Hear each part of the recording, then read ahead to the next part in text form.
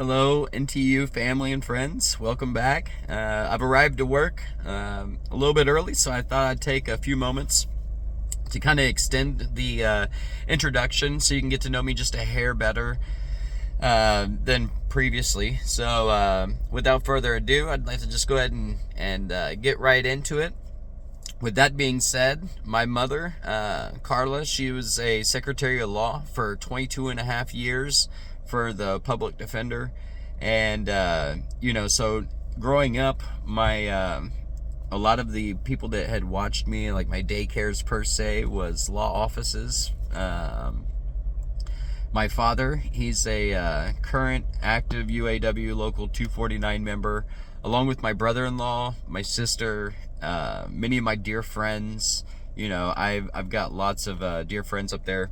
I used to play cards with a lot of the committeemen every week. And a little fun fact about while I was at UAW, I was invited to meet the president while there, and I was allowed to take one guest. So my mom, being a diehard fan, I took her to go and meet President Obama at the time. So I was able to meet him and shake his hand and listen to his speech. So that was prior to my federal work experience, my federal introduction per se. So, I guess the whole meaning of telling you that is I'm not here to kind of fanboy out over the position. I'm here to fight for your rights. I'm here to make sure that everything is done right. And done right the first time, hopefully. If not, then I'm here to ensure that it gets corrected. I understand that presidents aren't here to take on every case. We're not stewards or reps or committeemen per se. However, the more complex cases, they do tend to get escalated on up, and so I would have a hand in some of the more complex cases. But I would also, I would like to take a step out of the typical box of president duties, and, while performing all necessary duties as president, but I would like to kind of step out and kind of help assist with the training and with making sure that everybody's on the same page right out the gates, because some of the things I've noticed over the few years of being here is how vastly different things are handled depending on what rep, like what steward you're assigned, which is, it's unacceptable to me. We'll just put it in short form. The easiest way that I can explain this to those of you that thankfully, luckily, have not had to utilize your union and had to go through any of the challenging times that others may have been forced to travel through, is whenever they assign you a steward, some of these stewards, they may build a grievance and bring it to the meeting, inform you of the meeting, sit down and present a multi-page grievance. The biggest one that I've seen is 38 pages. Obviously, that's the one that I built. But unbiasedly, like outside of the one that I built, the biggest grievance I've seen come to the table thus far, or even heard of it, is 2 pages. And that was by an amazing day shift steward that did extremely well. However, I've had grievances represented, by night shift stewards, where they won't return my phone calls. When they do return my phone calls, they call me by private, so there's no contacting them back. Everything's by appointment only, or by written response, I guess, via email. That it's as if they don't even want to talk to you. All the meetings are virtual only. They would never take the time. The day shift steward took time to meet me in person, sit down with me with the contract, and to allow me to voice everything and to kind of get an understanding to go over things. That was never done on nights. Not once, not never. They've never sat in a meeting physically with me. It's always been virtually, which is kind of crazy to me. Especially when we're working the same shift.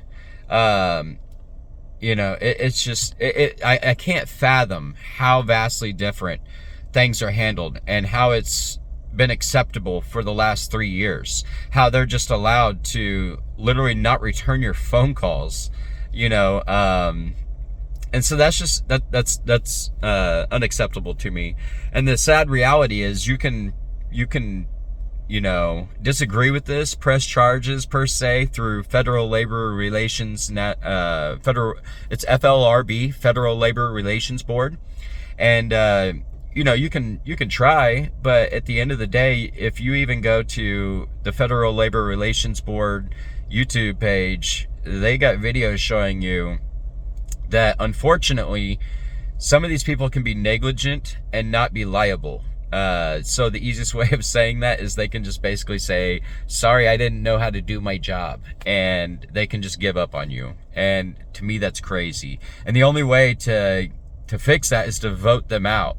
So, you can sit around and complain about the issues a lot, all you want. Anybody can, myself included. However, I feel, it's not right to sit around and just complain unless you actually try to do something to fix the problem. So that's why that's my motivation of what got me to step up and just say, you know what, I'll just go ahead and come in. We're going to try to fix this. We're going to make things right. We're going to open accessibility.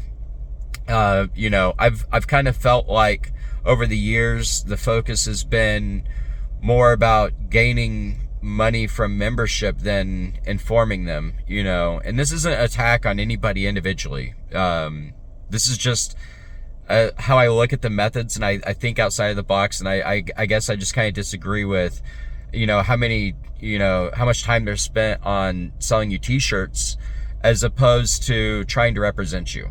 That's wild to me. How their training can be in person, out of state, but yet if they even work the same shift as you, they don't even dare step in your meetings that you rely upon them for. And again, you pay dues to this union, so they should be earning these dues, myself included.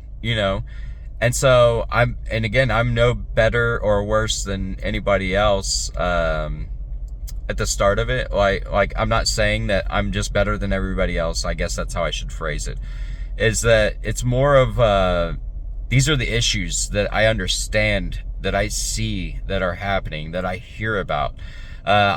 Trust me, I read the Facebook. I go through there and I see all the questions and comments, how a lot of them go unaddressed, or maybe they address them behind the scenes, which I don't understand, because then that just gives a bad impact, a bad view on the union together, as if they're just ignoring their members.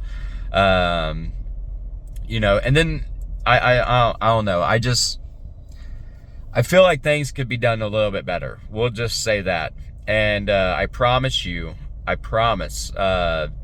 I'm here to go to war for you. I'm here to not only win, but to make sure that things are done right and adhered to. I want to make them think twice before they just assume that they can get away with things. Making friends with management is always a plus. Having a good relationship with them is always great.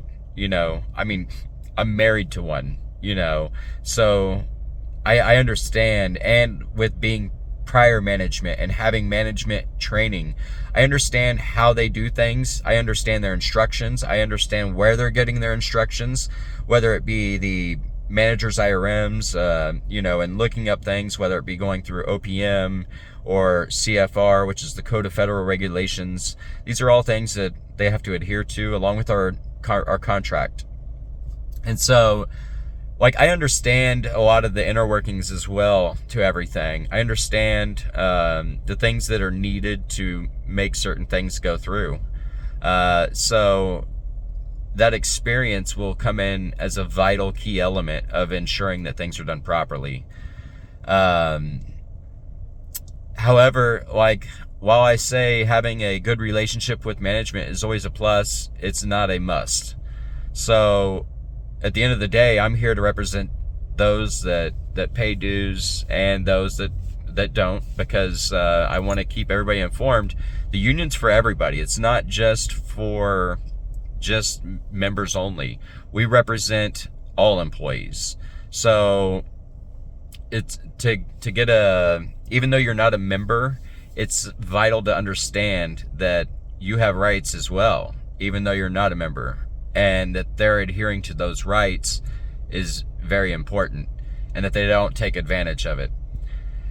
So just, having somebody willing to speak up and speak out, like when senior executives showed up preaching our last year's pay increase that was basically offset by inflation, this guy was there in the crowd speaking out to Doreen and other senior executives, letting them know my disagreement of the package that they were basically pushing of a very small pay increase. And look around, you're seeing workers left and right actively fighting for much larger pay increases, and I fully support that, and in helping doing so will further assist our bargaining chip at the table later on. So that's another key factor to keep in mind, is while you see these other unions and employees asking for substantial increases, that I think it's deserved, for one, along with, I think it'll benefit us, NTEU as a whole, for bargaining in future. That's just the easiest way of saying it. The last thing that I'm going to add in is my willingness to speak out doesn't stop here. So at national events, I'm not going to just be a shy guy. I'm not here to make a fool of anybody. However, I am here to speak out. And so when my members have concerns, I'm going to make sure it's addressed. Point blank and point simple. When management does things here that's, unacceptable, I'm going to make sure that somebody has to answer to it. They're going to get tired of seeing me. We'll say that. The other thing is that I've kind of noticed, it's a small issue, is a lot of time spent on some of these grievances that probably don't have a leg to stand on. Some people bring a lot of employees, both days and nights, bring their concerns to me and voice them to me. And I'll just be honest with you, some of you don't have a leg to stand on, and that's all right. It is and it isn't. It's just more of the real issue is not being properly informed, not understanding the proper ways of doing things, as there's a certain route that you have to take for many of these actions. And so having somebody in that will be able to inform you of the necessary and exact steps that you need to take in order to be safe will further protect you and give you that leg that you so desperately want to be able to stand on to fight your fight.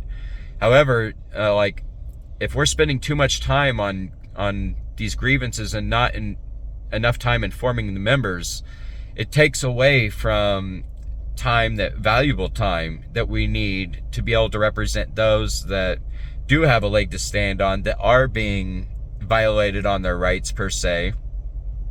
And so just doing a better job at informing members will I think help as well. And lastly is I don't want to say that anybody's argument is invalid, because that's not the case. Again, we're here to take on everybody's argument, no matter how big or how small. Just for the simple fact that if something goes through, something gets by, let's say something is, as small as a seniority issue, just per se, just out of the blue. If that was allowed to sneak by once, they're going to continue to do so. They're going to continue to try, and it's just going to continue to snowball effect into bigger and bigger issues. So while some of these fights, you may say, man, they're throwing such a big fit over something pretty small. It's not about that, the size of the issue. It's about the principle. It's about the rights that we do have are very limited, and how as a federal employee, we are not allowed to go on strike like all the other unions. That takes away a very big backbone. However, we have to accept it, that it is what it is. And so what rights we do have, we have to have somebody that's very good and very strong at not only bargaining for those, but protecting those. And so I guess just you have my word and my promise that I will not only do my best, but I'm very passionate, and the best areas that I excel in is efficiency. So I'm going to do my best to make things efficient. I'm going to do my best to bring that same passion and energy, and I'm very prideful about my work. So I guess that's the most that I can kind of say about everything. Also, I'm a younger aged president coming in at 37 years of age, so I got lots of time and lots of life ahead of me. So, however, I haven't been, short of misdos and learning curves and hardships, but I wouldn't change nothing, because it's what all got me where I'm at. So again, I know there's a little bit longer of a video. It's a lot more rough around the edges. Nothing was pre-planned. Nothing was written out. I hope this comes out clear. I hope all of you have a fantastic day. Again, you're going to start seeing some more campaign flyers going out this week. You're going to start seeing some poster boards posted this week. Again, the ballots are going to be mailed out on the 26th, so you should be receiving them there just shortly after. The only position is going to be for president between myself, Shannon Ellis, and I believe Emmanuel Fleming is his name. I have yet to meet that Emmanuel. However, I have had the privilege of meeting Shannon, our current NTU Stewart, or our Stewart president. I apologize. And so the last thing too is I want to take just a couple seconds and